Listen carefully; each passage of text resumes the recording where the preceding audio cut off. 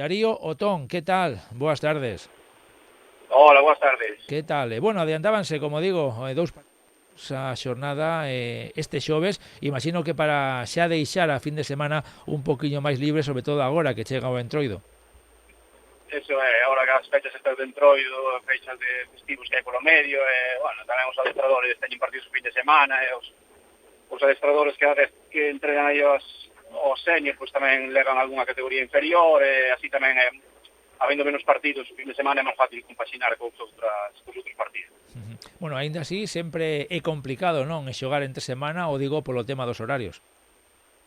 Sí, é complicado, pero bueno, ao final os equipos tamén adestran a horas tardías, sobre todo os equipos senior, bueno, vendo que neste caso pois, a cercanía entre Carballo e Coruña, pois o desplazamento era moito máis cómodo, pois decidiron eso, adelantar a xornada para liberar un pouco o calendario do fin de semana.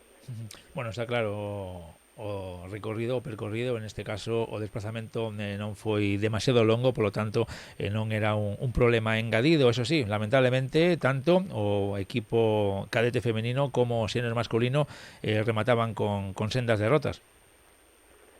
Sí, a ver, o Siria sempre é un equipo moi difícil en calquera categoría, ¿no? Pois en Liga Nacional Senior é un equipo moi consolidado na categoría, leva moitos anos aí, sempre está por nos postos medios altos da táboa, bueno, sempre é un rival difícil. Despois en categorías inferiores o Siria ten unha bagaxe histórica moi grande, un club con moita historia, que sempre compite moi ben en calquera categoría, é moi complicado meter man, pero bueno, e vez que fomos ali e gañamos, esta vez tocou perder, esperaremos a ser que falta.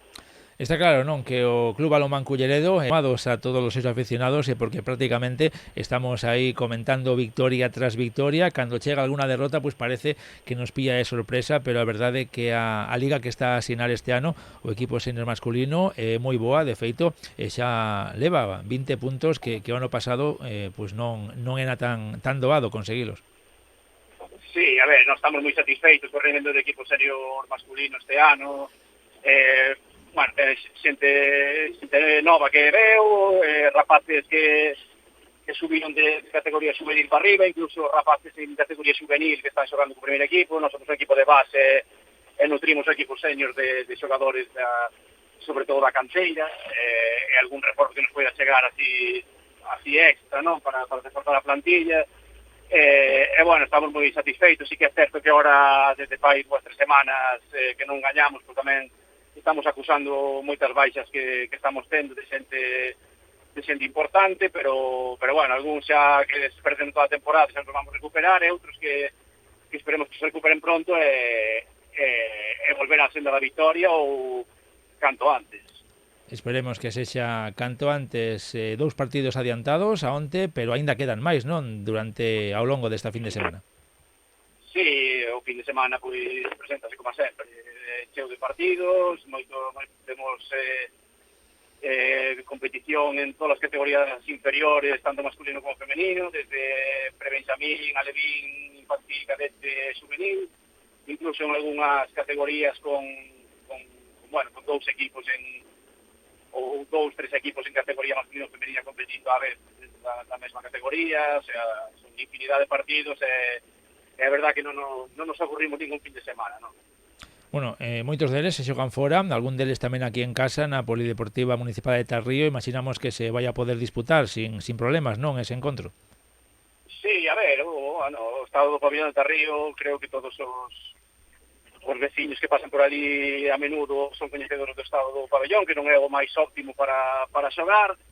O fin de semana pasado, pois bueno, a Cargoteiras, pois tuvemos que suspender o partido do senior e desplazalo a Almeiras, co consecuente problema federativo e organizativo que supón.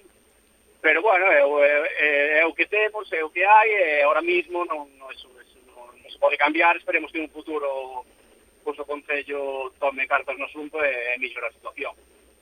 Pois esperemos que así sexa. Por certo, estábamos a falar antes de que agora en Entroido non haberá ningún torneo, pero xa falábamos a micrófono pechado de que se está a preparar no equipo nesa pois xa habitual participación no Andevolmanía, non? De novo o equipo en Semana Santa se vai a desplazar ata Portugal. Sí, é unha verdade que xa é unha tradición no noso clube, non?